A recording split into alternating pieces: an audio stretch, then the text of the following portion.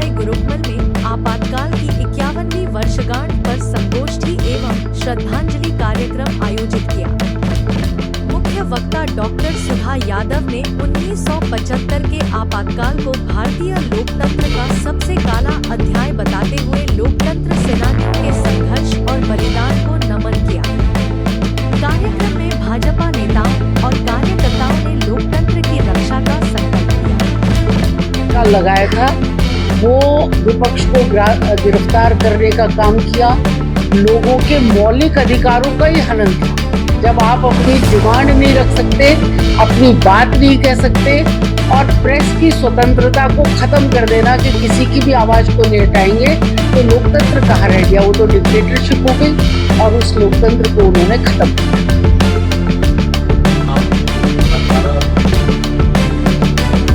हो गई वो तो ऐसा कोई बात नहीं।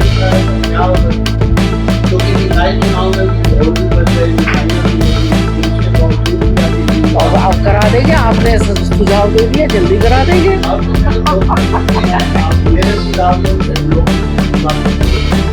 नहीं करेंगे, रोज चुनाव को भी देखिए, आम नागरिक जो है वो अपने इच्छा के अनुसार अपने प्रतिनिधि को चुनता है।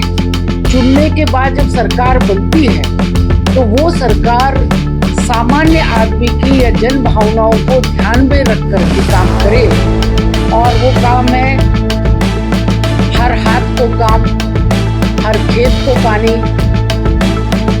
हर व्यक्ति को रोजगार, कोई भूखा इस देश में न सोए, और डेवलपमेंट का। हम देश में कोई भी देश तब विकसित हो पाएगा जब गरीब से गरीब व्यक्ति का भी उत्थान होगा और बड़े से बड़े इंडस्ट्री का भी, सड़कों का, नहरों का, रेलगाड़ियों का जाल बिछेगा।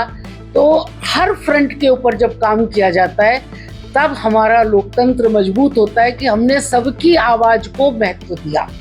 हमने विपक्ष की आवाज को भी महत्व दिया, हमने पक्ष की आवाज को। सरकार बनने के बाद विपक्ष को सकारात्मक भूमिका निभानी चाहिए, जिससे लोकतंत्र मजबूत होता है, और अगर वो सकारात्मक भूमिका निभाते हैं तो सरकार भी उसके अनुरूप काम करती है।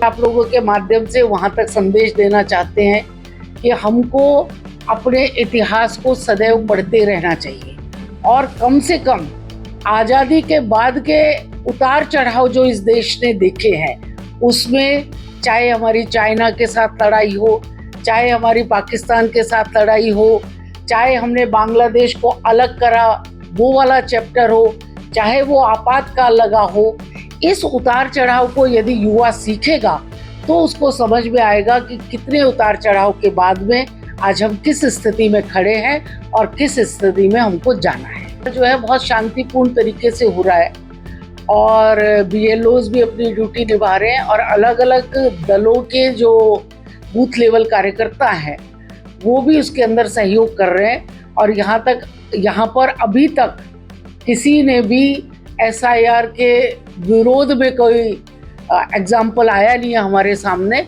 और मुझे लगता है ये बहुत शांतिपूर्ण तरीके से और अच्छे तरीके से होगा। और उनकी टीम के उपस्थित सभी सदस्यगण, पत्रकार मित्रों, छायाकार बंधुओं, आज का दिवस भारतीय इतिहास के अंदर एक काला दिवस है, और इस दिन 1975 के अंदर देश में आपातकाल की घोषणा तत्कालीन प्रधानमंत्री इंदिरा गांधी जी ने तत्कालीन राष्ट्रपति फखरुद्दीन अली अहमद से सहमति करा करके करी थी। और इसके करने के पीछे 2-3 मुख्य कारण थे। 1971 के चुनाव के अंदर जो वो जीती थी, तो उस चुनाव को चैलेंज किया गया था इलाहाबाद हाई कोर्ट के अंदर, और उस चुनाव में इलाहाबाद हाई कोर्ट ने निर्णय दे करके उनकी सदस्यता को खत्म करके और अगले 6 वर्ष तक किसी भी तरीके का चुनाव वो नहीं लड़ेगी, ऐसा प्रतिबंध उनके ऊपर लगाया गया था। दूसरा, देश के अंदर एक मूवमेंट चल रहा था और उस मूवमेंट का जयप्रकाश जी नेतृत्व कर रहे थे कि उसके अंदर देश के अंदर जो डिक्टेटरशिप है उसको खत्म करना चाहिए। और तीसरा विषय, जो हिंदुस्तान पाकिस्तान की लड़ाई होने के बाद अर्थव्यवस्था चरमरा रही थी, उस चरमराती अर्थव्यवस्था में से ध्यान भटकाने के लिए और विपक्ष के सवालों के जवाब न देने पड़े, इन महत्वपूर्ण बिंदुओं को देखते हुए उन्होंने आपातकाल की घोषणा करी। इस आपातकाल के अंदर लोकतांत्रिक मूल्यों का हनन, बोलने की स्वतंत्रता के ऊपर प्रतिबंध, प्रेस के ऊपर प्रतिबंध, किसी भी तरीके के आंदोलन के ऊपर प्रतिबंध और सत्ता में बने रहने का एक नायाब तरीका उन्होंने ढूंढा था। विपक्षी लोगों को जेल में डाल करके प्रताड़नाएं देना, ये उस समय का काम था। लेकिन विपक्ष के नेताओं ने, इस देश की जनता ने जेलों को इतना भर दिया कि उनके पास में किसी भी तरीके के स्थान नहीं बचे उनको रखने के लिए। और उसके बाद 1977 आते आते उनको भी लगने लगा कि अब बदलाव करना चाहिए, तो लोकसभा भंग करके चुनाव कराने की घोषणा करी। और उस चुनाव के अंदर पूरे देश में से कांग्रेस का सूपड़ा साफ हो गया।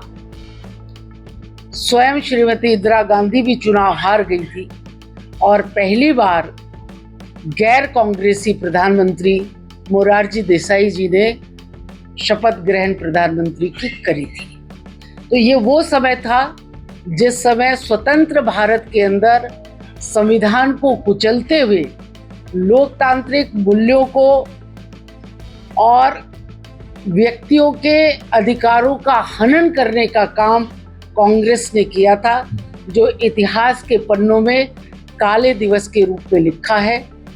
और आज हम उन सब लोगों को याद करते हैं जिन्होंने उस प्रताड़ना को झेला, जिन्होंने झुकना मंजूर नहीं किया, कटना मंजूर करा, जिन्होंने जेलों में यातनाएं सहना मंजूर करा, लेकिन झुकना मंजूर नहीं किया। और उन्हीं की ताकत थी कि ये लोकतंत्र फिर से अपनी गति को पकड़ पाया और आज हम विकसित राष्ट्र की दिशा में एक कदम बढ़ा पा रहे हैं।